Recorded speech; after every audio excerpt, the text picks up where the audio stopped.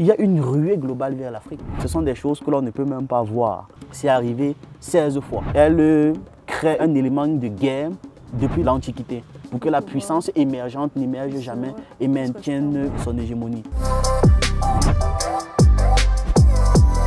Les gars, bienvenue dans la deuxième partie de la rencontre avec Riquel de la chaîne Pensée Kamit. Il a pour beaucoup peut-être des opinions déviantes, on va dire ça. Encore. Encore. Bon, moi je pense qu'il est très cultivé. On a eu à parler avant de s'asseoir ici. Il lit, il se renseigne, il va à la source, il fait ses recherches. Et c'est ce genre de jeune, franchement, dont on a besoin en Afrique. Donc, bonsoir Riquel. Bonsoir une nouvelle fois. Merci de te prêter au jeu pour cette deuxième partie. Ok.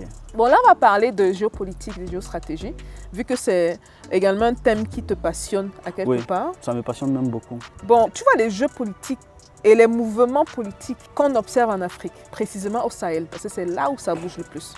Est-ce que selon toi, tu penses que l'Occident, ou la France même, pourra reconquérir l'Afrique? C'est mieux en disant l'Occident, parce que la France n'est jamais seule.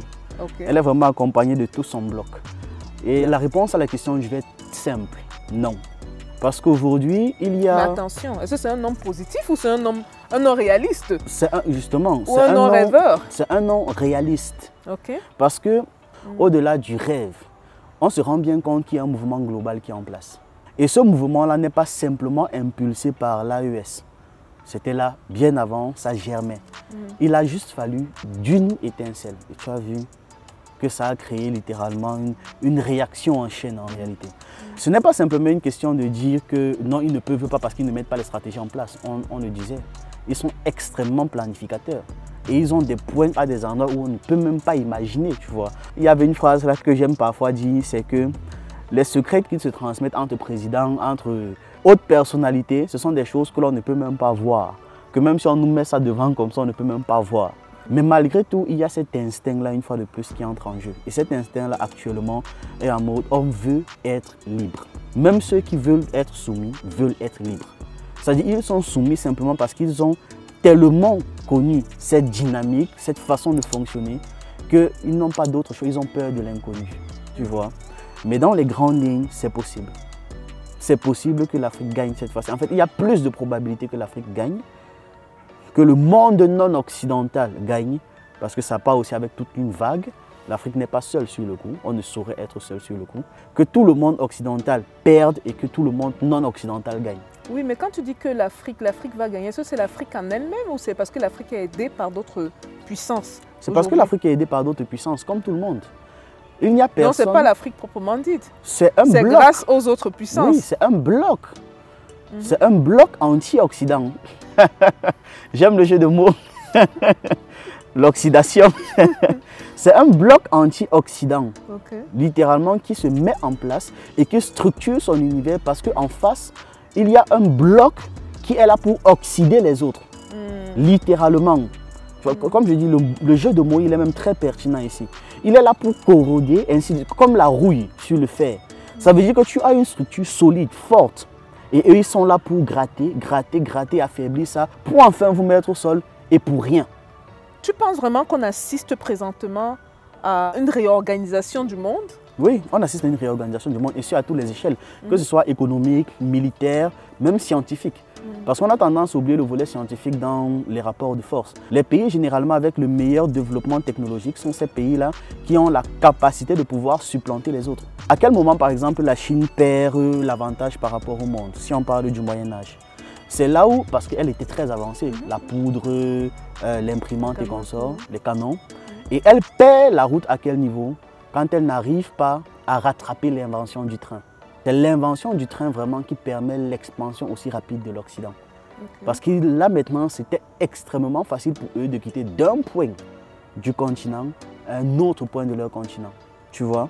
Et on a tendance à oublier l'innovation technologique. C'est même à partir de là que le reste est drivé. Parce que si tu n'as d'avantage que si tu as une technologie que les autres ne maîtrisent pas. C'est pas pour rien que l'armée américaine met autant d'argent dans leurs innovations. D'ailleurs, des choses parfois qu'on ne sait pas parce que storytelling. Google est entièrement financé par le Pentagone. Intégralement. Que ce soit Sergey. Est-ce que ça, tu as tes sources ou oui, bien j'aime. c'est juste... J'ai des sources. Ok. Et comme d'habitude, je le dis, j'ai des sources que je peux partager. Ce pas des sources que... Non, j'ai des sources que je peux partager. Que j'ai eu au quartier. J'ai des sources que je peux partager. Donc, Google est entièrement financé par le Pentagone. Larry Page et Sergey Brin, leur étude est intégralement payée par le Pentagone. Et la bulle Internet, pourquoi est-ce qu'ils survivent aussi facilement à la bulle Internet? Parce qu'eux, ils ont le cash flow nécessaire pour embaucher quand la bulle explose. Tu vois? Et quand on ne comprend pas en fait que l'innovation, c'est le cœur même d'une société, en fait, on n'arrive pas à se dire pourquoi est-ce qu'on va investir dans la recherche et développement. C'est un peu comme si aujourd'hui une entreprise n'investit pas dans la recherche et développement. Ouais, c'est super important. Tu vois que c'est insensé. Oui, mais dans le même temps, bon, tu peux parler d'innovation aux États-Unis. Bon, je ne dis pas qu'ils n'ont pas des personnes affamées là-bas et tout le reste, mais je pense qu'ils ont déjà plus ou moins gagné certaines guerres qu'on est toujours en train de mener ici, entre autres la guerre de la famine. Comment un ventre vide peut être attiré dans les laboratoires pour innover quand le gars n'arrive même pas à manger? Excellente question, d'autant plus que pratiquement tous les cerveaux intelligents d'Afrique s'en vont. On est bien d'accord là-dessus. Ouais. C'est là où l'Afrique actuellement n'est pas pertinente. Parce que jusqu'à présent, l'Afrique est encore le fief de la matière première. Et tu le sais, la matière première a beaucoup moins de valeur que la matière transformée. Ça va même de la simple logique, tu vois. Mais comme je le dis, on n'est pas seul. C'est tout un bloc actuellement qui est anti-Occident. Et l'innovation la plus rapide actuellement se fait où? Ça se fait en Chine. Je ne dis pas que la Chine est notre amie. La Chine a des intérêts en Afrique. Et c'est sur ces jeux d'intérêts en réalité que l'on doit fonctionner et c'est tout. C'est-à-dire que quand on prend le cas de la Russie, qu'est-ce qui a permis à la France de se retirer de la colonisation américaine? C'est la Russie. C'est-à-dire, Charles de Gaulle a littéralement signé des accords, des conventions et des protectorats même, je vais arriver jusque-là avec la Russie, pour les protéger de cette Amérique-là qui était très brutale à la fin de la Seconde Guerre mondiale. C'est d'ailleurs pour ça que Piotr Tolstoï, actuellement dans l'interview qu'il a fait pour BFM, le disait que les Français ont oublié à qui ils doivent leur liberté. Et c'est à la Russie, parce que sans la protection de la Russie, actuellement, tous les Français allaient être américains. Donc on a tendance à oublier qu'on a besoin d'alliés puissants. Peut-être même ils avaient besoin de ça, hein, oui, le truc c'est, tu es face à quelqu'un de puissant, tu ne peux pas te battre seul. Tu as besoin d'alliés puissants. Et cet allié puissant-là, s'il trouve de l'intérêt en toi, vous allez travailler ensemble. C'est aujourd'hui des gens qui arrivent et disent que non, la Russie est notre sauveur. Non, la Russie a des intérêts. C'est pas comme si en Russie il n'y avait pas de racisme. Il faut qu'on arrête les fantasmes. Oui, mais qu'est-ce qui empêche les maîtres de demain à devenir, quand il est maître de demain, on se comprend, ceux qui sont en train de prendre le pouvoir là, dans la réorganisation du monde, qu'est-ce qui les empêche de venir en Afrique et de faire ce que l'Occident fait? Absolument rien. Et c'est donc pour ça qu'on doit profiter de cet élan pour pouvoir aussi tirer notre épingle du jeu. Rien du tout, absolument rien ne va les empêcher de le faire. Peut-être même que ce sera encore plus insidieux. Donc justement, quelle est la chose intelligente et sage à faire pour les Africains dans ce genre de situation? Apprendre. C'est pour ça que c'est important de connaître l'histoire. Dans la précédente vidéo, je le disais, s'il y a une chose qui permet d'avoir conscience de ce qui se passe, c'est en étudiant l'histoire. Parce que l'histoire, contrairement à ce que l'on pense, n'est pas linéaire. Ça se répète. L'histoire se répète à un niveau, vous n'imaginez même pas à quel point. Tu as l'impression que non, c'était il y a longtemps. Les événements de vote récemment en France, avec la montée de l'extrême droite et consorts, même la montée de l'extrême droite globalement en Europe, on a vu ça, ça fait même pas 100 ans. Nous sommes en 2024. En 1924, c'est exactement de la même manière. Et on accuse toujours les autres. Si ce n'est pas les Juifs qu'on accuse, ce sont les Italiens qu'on accuse, ce sont les Noirs qu'on accuse. Il y a toujours un autre responsable qui crée donc une tension globale. Et là maintenant, tu comprends qu'il y a simplement une classe bourgeoise. Vraiment, on dit les oligarques. La classe oligarchique se rend compte qu'elle est en perte de vitesse. Ce qu'il faut donc, c'est créer littéralement l'expression courante en histoire, c'est ce qu'on appelle le piège de Thucydide. Le piège de Thucydide, c'est une notion en géopolitique qui explique qu'à chaque fois qu'une puissance est sur le point de flancher, elle crée un élément de guerre pour que la puissance émergente n'émerge jamais et maintienne son hégémonie. C'est arrivé 16 fois depuis l'Antiquité, si on parle de la période romaine et tout. C'est arrivé 16 fois. Il n'y a que 4 fois où le piège de Thucydide ne s'est pas appliqué. Et la fois la plus récente, c'était Angleterre-États-Unis. Parce que l'Angleterre a cédé rapidement la première place aux États-Unis sans guerre. La Seconde Guerre mondiale, c'était le piège de Thucydide parce que le bloc allemand prenait beaucoup plus de puissance que le bloc anglais. Et donc, il fallait absolument déclencher une guerre pour remettre les choses comme c'était avant. Et c'est pour ça qu'on a appelé ça la ruée vers l'Afrique dans l'histoire. La ruée vers l'Afrique, parce qu'ils avaient besoin, tous avaient besoin des ressources africaines. C'est ça donc qui déclenche la colonisation. Tu vois que quand on étudie l'histoire, on se rend compte que c'est exactement ce qui se passe encore aujourd'hui. Il y a une ruée vers l'Afrique. Tout le monde est là. Si ce n'est pas Anthony Blinken, c'est le ministre des Affaires étrangères russe, c'est le ministre des Affaires étrangères chinois, c'est le ministre des Affaires étrangères de la Corée du Sud, etc., etc. Il y a une ruée globale vers l'Afrique. Mais justement, si on s'accorde pour dire que l'histoire n'est pas linéaire, ça veut dire que les personnes sachent qu'est-ce qu'elles feraient. Elles étudient l'histoire. Elles étudient l'histoire et elles font en sorte de mettre les éléments en place pour s'en sortir. Parce qu'elles peuvent préméditer l'avenir. Oui, littéralement. Okay. Et il y a même une phrase que j'ai dit souvent sur la chaîne. C'est il faudrait que l'on soit prêt à toute éventualité. Il y a un truc, quand je discute avec les amis, de temps en temps, je fais des collections de certains trucs. Et ils me disent pourquoi tu collectionnes. Je dis peut-être que s'il y a une troisième guerre mondiale, ça pourra nous aider. Ils me disent que toi avec ta paranoïa, je dis il faut être préparé. Et on dit ça comme des blagues, mais dans ma tête c'est vraiment le cas. Il faut être préparé. Le plus difficile c'est justement de se dire est-ce que ça va vraiment arriver. Mais je vous promets que quand ça arrive et que vous êtes préparé, vous tankez beaucoup mieux. Et qui nous dit qu'il y aura même pas une troisième guerre mondiale? Il y a une première et une deuxième. Non, ils ont appelé ça seconde. Il y a un jeu de mots dans ça. On parlait du français. Quand on dit seconde, ça implique qu'il n'y a pas de troisième. C'est pour ça qu'ils disent seconde guerre mondiale. Or, ça ne veut rien dire. Une troisième guerre mondiale peut se déclencher sous prétexte de n'importe quoi. Parce qu'on sait que leur véritable objectif, c'est d'empêcher la nouvelle émergence de venir. Justement, dans le même sens, tu disais qu'il faudrait que les Africains apprennent, se connaissent. On est malheureusement un peuple distrait, comme j'aime bien le dire. On est versé dans les débats qui ne nous avancent pas. On a besoin d'atteindre une masse critique d'Africains qui soient quand même éveillés et de manière consciente, réalisent certaines choses. Et ça se fait, en effet, comme tu disais, hein, dans l'éducation. Ceux qui n'ont pas vu la vidéo précédente, vous pouvez en apprendre plus sur Riquel, sur le pourquoi il n'est plus chrétien, il a vomi le christianisme. On va mettre le lien quelque part, allez voir. Mais dans la vidéo précédente, tu disais justement que les gens ne comprennent même pas la géopolitique.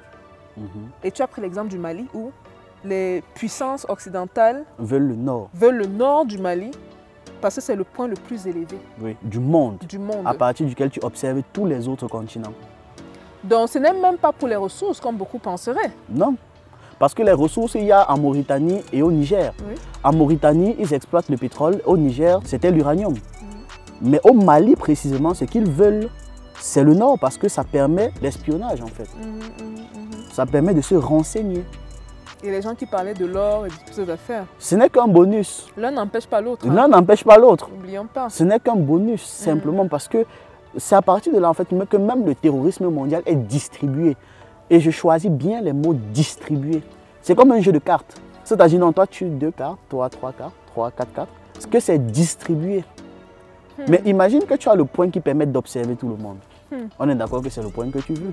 C'est le point le plus important. La guerre, c'est 2 choses. L'information et la logistique. Comment déplacer 10 000 hommes d'ici en Kouaban?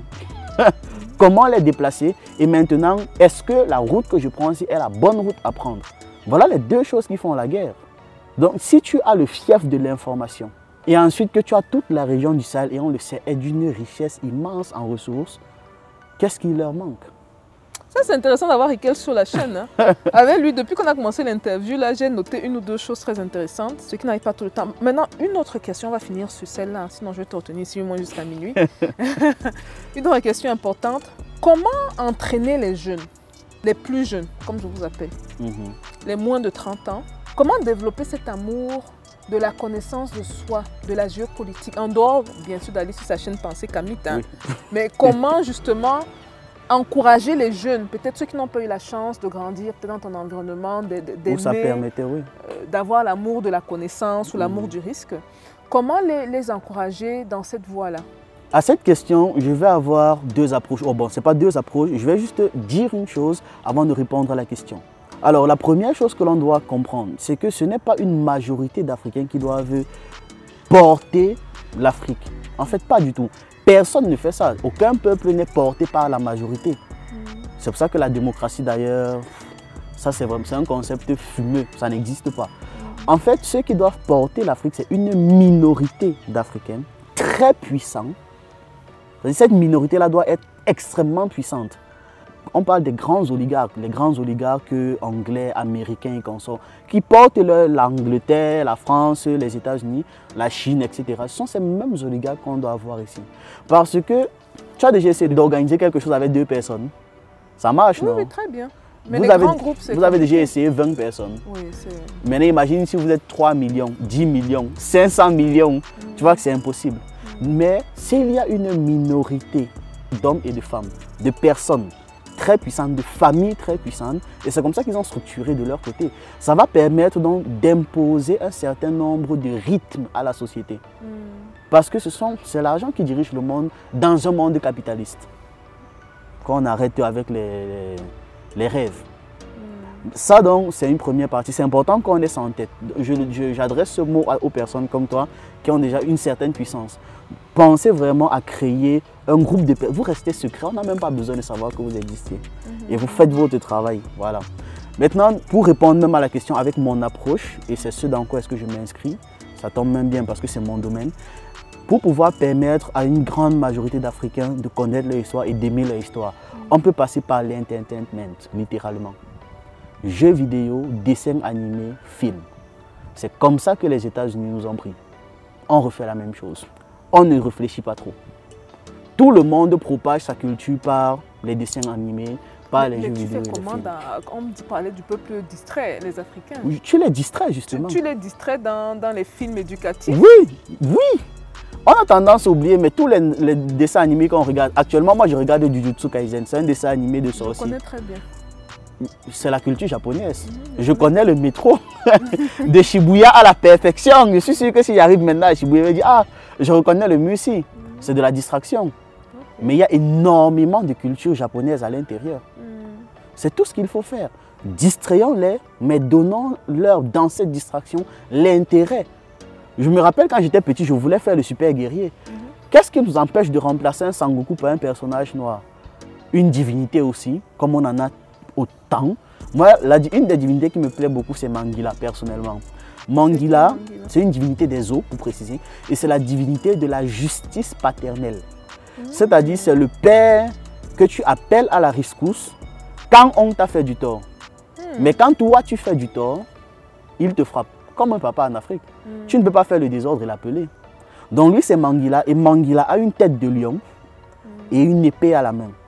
Tu t'imagines bien que tu fais un dessin animé et tu introduis un personnage comme Mangila, ce serait très intéressant. Et puis il y a des divinités comme ça qu'on peut mettre dans le quotidien des gens. Il y a Ngando. Ngando, c'est la divinité, une divinité des eaux toujours. Ça, je l'ai découvert dans une bande dessinée qu'une Camerounaise fait. Là. Oui, Ngando. Ngando, oui. Voilà, c'est la divinité de la richesse des clans. C'est-à-dire que ce n'est pas une divinité que tu appelles quand tu veux être riche seul. Mais quand vous êtes un groupe de personnes et que vous menez un projet, c'est une divinité que tu appelles, tu vois. On est d'accord que quand tu introduis ça petit à petit dans l'esprit des gens, par des dessins animés, des jeux vidéo, des bandes dessinées, des films, des séries, ils intègrent, ils commencent à s'aimer. Parce que leur personnage préféré, ce ne sera plus Gojo, Sukuna, qui sont blancs. Ce sera maintenant Mangila, ce sera Manjo, Ngando et tout ça. C'est maintenant eux qui seront aimés. Après, tu peux aussi faire comme tu veux. Oui, Ngando s'est réincarné dans telle personne. C'est du divertissement. Donc, tu les divertis, mais maintenant, tu mets dans ce divertissement l'amour de leur culture. Je tire ici, je fais un clin d'œil à Olivier Madiba, que tu dois sûrement connaître. C'est même mon voisin. Qui fait de l'excellent travail par rapport à ça. Ouais, par exemple, l'héritage des Koryodan. Voilà, excellent. Parfait. Excellent. Quand on arrive, parce que c'est un grand frère, quand on arrive à discuter avec Olivier Madiba, il nous accorde 2 heures dans son bureau, mais il est extraordinaire. Tu vois comment il comprend. Et à chaque fois, on ressort. Et il bavarde. Quand tu ressors, tu as tellement d'infos que tu dis, tu sais quoi, je vais d'abord mettre une pause. Mais à chaque fois, tu tires une information intéressante. Et en plus, il est dans le milieu déjà. Donc forcément, toi qui veux te lancer dans le milieu, tu récupères des infos. En fait, c'est comme si tu as une formation gratuite. Ouais, c'est en fait ça le truc. On va finir l'interview avec le mot de la fin. Si tu avais un message à passer aujourd'hui à la communauté africaine autour du monde, qu'est-ce que tu dirais? Je t'invite à regarder la caméra. S'il y a un message important qu'il faudrait que je passe et qui représente en fait un des plus gros problèmes que l'on a, c'est le fait que l'on ne se connaît pas entre nous.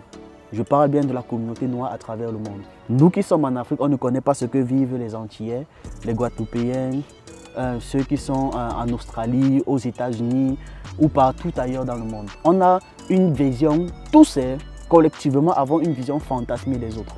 Je ne sais même pas ce que vivent les gens en Afrique du Sud ni en Afrique du Nord. Donc le message que je dois passer, c'est apprenons à nous connaître, renseignons-nous sur comment vivent les autres et si on peut, voyageons à leur rencontre.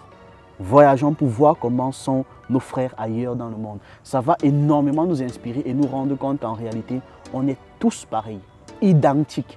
Il n'y a aucune différence entre moi et un autre noir, peu importe où. Oui. Peu importe. Donc voilà le message que je voulais passer. Apprenons à nous connaître et allons à la rencontre de notre communauté. Super. Merci beaucoup Rigel pour ton temps, c'est très apprécié. Ceux qui veulent en apprendre plus sur le travail que ce jeune fait avec son équipe, allez sur la chaîne YouTube Pensée Kamit.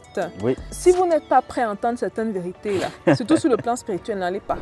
Regardez juste les vidéos géopolitiques et ceci. Et histoire. Et histoire, oui. Oh, histoire, c'est Oui. formidable. Donc allez en apprendre plus sur sa chaîne. Si vous avez des questions, bien sûr, vous pouvez les laisser sous la vidéo ou vous allez sur sa chaîne poser les questions que vous avez et on va sûrement le revoir ici parce que je suis sûre que certaines personnes vont demander à te revoir juste pour te challenger. Ah bon? Parce qu'à cause de certaines choses que tu as dites. Et on est très ouvert sur la chaîne, hein. On veut des gens qui échangent dans le respect maximum et on apprend ici, on avance. Merci encore pour ton temps, Rigel. Merci beaucoup Stéphanie. Et merci à la communauté et on vous attend dans les commentaires les gars. Peace.